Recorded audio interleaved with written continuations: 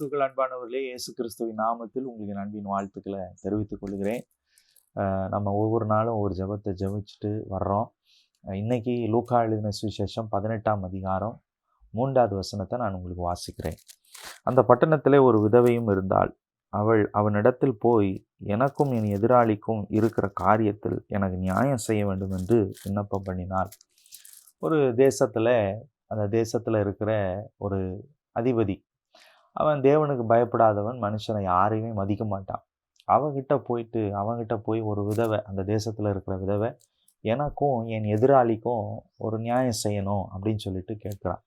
அப்போ அந்த நேரத்தில் பார்த்தீங்க அப்படின்னா அவனுக்கு மனசே கிடையாது, அவனுக்கு விருப்பமே இல்லை. அவன் தட்டி கழிச்சிட்டே இருக்கிறான். அதை திரும்ப திரும்ப திரும்ப திரும்ப திரும்ப திரும்ப போய் பார்த்தீங்க அப்படின்னா அந்த விதவை கேட்டுக்கிட்டே இருக்கும் பொழுது ஒரு நாள் அவனுக்குள்ளவே அவன் சிந்திக்கிறான், ஏன் நம்ம செய்யக்கூடாது அப்படின்னு சொல்லிட்டு. இந்த விதவைக்கு நம்ம செஞ்சுருவோம், ஒரு நியாயம் செய்வோம், யார் அது பார்த்து கூப்பிடுங்க அப்படின்னு சொல்லிட்டு யோசிக்கிறான். யோசித்து பாருங்க, பொல்லாதவன், மனுஷரை மதிக்க மாட்டான், தேவனுக்கு பயமே கிடையாது, அவனுக்கே அப்படி இருப்பான். அவனுக்கே அப்படி அந்த தோணிச்சு அப்படின்னா நம்ம ஆண்டவர் நம்ம மேலே ரொம்ப கரிசனை உள்ளவரா, ரொம்ப அன்பு உள்ளவரா, நீடிய பொறுமை உள்ளவரா இருக்கிறார். அவர் சொல்கிறாரு, அவங்க மேலே ரொம்ப அன்புள்ள உங்களுக்காக ரொம்ப பொறுமையாக இருந்து உங்களுக்காக நன்மை செய்யும்படியாக இருக்கிறேன், நான் உங்களுக்கு நியாயம் செய்யாமல் இருப்பேனோ என்று சொல்கிறார். ஒருவேளை நீங்களும் கூட, ஆண்டவரே எனக்கும் என் எதிராளிக்கும் ஒரு நியாயம் செய்யுங்க, எனக்கும் என் சத்துருக்கும் ஒரு நியாயம் செய்யுங்க, எனக்கு விரோதமாக எழும்பி இருந்து ஆண்டவரே கிரியை செய்கிற இந்த மனிதருக்கும் ஒரு நியாயம் செய்யுங்க ஆண்டவரேன்னு சொல்லி கேட்கலாம்.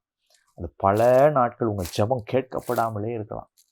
பல நாட்கள் என் ஜெபம் இன்னும் கேட்கப்படலை, என் ஜெபத்துக்கு பதில் வரலை, என் பிரச்சனை மாறலை, என் சூழ்நிலை மாறலைன்னு சொல்லிகிட்டே இருக்கலாம்.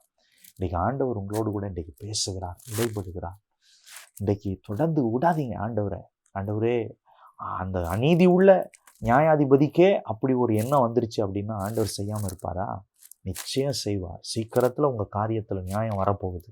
சீக்கிரத்தில் கர்த்தர் நியாயம் செய்ய போகிறார். சீக்கிரத்தில் கர்த்தர் நடக்க போகுது. சீக்கிரத்தில் அற்புதம் நடக்க போகுது. சீக்கிரத்தில் கர்த்தர் உங்கள் வாழ்க்கையில் பெரிய காரியங்களை செய்து ஆசீர்வதித்து உயர்த்த போகிறார். செபிப்போமா? நல்ல தகப்பனே, உம்மை துதிக்கிறோம், உம்மை ஸ்தோத்தரிக்கிறோம். கர்த்தர் பெரியவர், பெரிய காரியங்களை செய்கிற தேவனாக இருப்பதற்கான நன்றி. உங்களால் செய்யக்கூடாத அதிசயமான காரியம் ஒன்றும் இல்லைப்பா.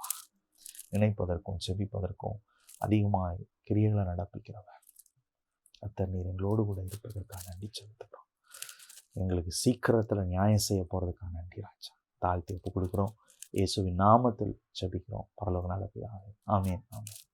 கர்த்தர் நல்லவர், உங்களை ஆசீர்வதிப்பார். தேங்க்யூ. God bless you.